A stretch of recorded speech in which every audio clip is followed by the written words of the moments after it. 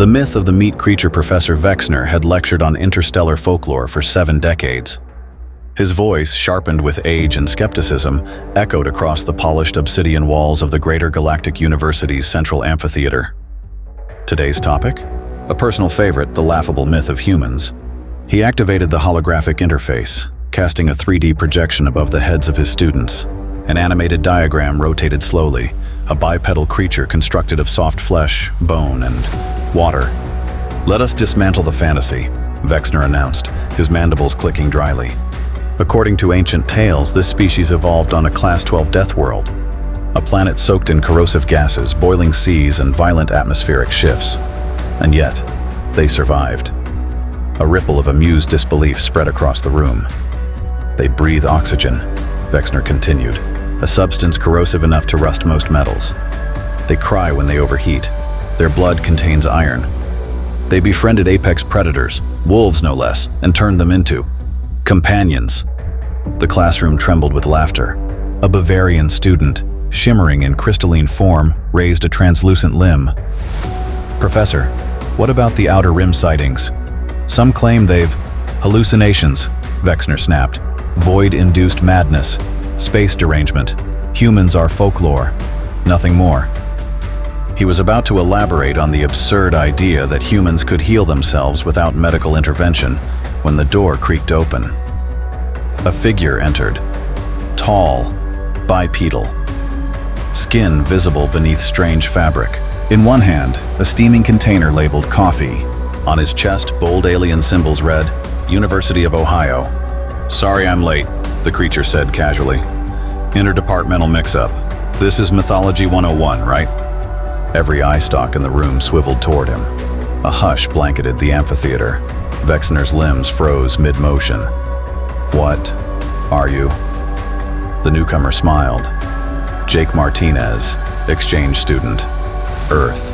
Vexnor's display now felt like a cruel joke. Behind him, the words, "Why humans are impossible," still floated in the air. Jake sipped his drink, glancing at the projection. "Awkward. Should I come back later?" "No!" Vexnor shouted, startling the room. Then, catching himself, "I mean, please, sit." Jake shrugged and found an empty seat.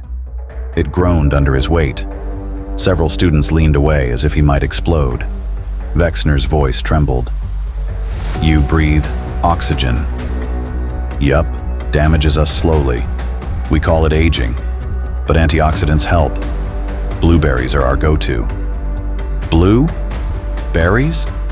Vexnor blinked, recording frantically. "And wolves?" he asked. "You tamed predators?" Jake grinned. "Dogs. Wanna see?" He pulled out a device and projected images of furry creatures, smiling, leaping, some wearing tiny garments. Half the class recoiled in horror. "This one's named Taco," Jake said proudly. "I knitted him that sweater." "You clothed a predator?" "He gets cold," Jake said simply. Vexnor flipped to another slide. "You heal without biotech." "Oh yeah, I broke my arm last year, skateboarding. Slept, wore a cast, good as new." "You snapped your bone and survived. Sorta clicks when it rains, but yeah." "Your weather forecast comes from old injuries?" Jake nodded. "Doesn't everyone?" A stunned silence. Then the Bavarian spoke again. "And the poison myths? Are those true?" Jake held up the coffee. "Caffeine. Technically a pesticide. Also, alcohol, chili peppers, chocolate."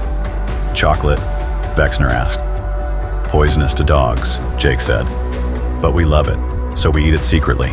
Gotta be careful." "You willingly ingest toxic substances?" Jake chuckled. "Daily, for fun." Vexnor sat down hard, his arms hung limp. The myths weren't myths. The absurdities weren't exaggerated. Reality was stranger than fiction. Jake's device buzzed. He glanced at it. "Oh, gotta run." "From what?" Vexnor asked, alarmed. Jake stood. "Nothing, just running. For fitness, clears the mind."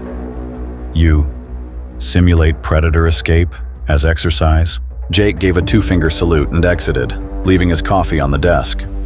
No one moved. The container hissed faintly, emitting a strange aroma. Vexnor stared at it like it might detonate. At last, he stood. "Class. Dismissed," he muttered. Then louder. "Forever. I'm retiring." As the students quietly filed out, the Bavarian lingered. "What will you do now, Professor?" Vexnor didn't answer immediately.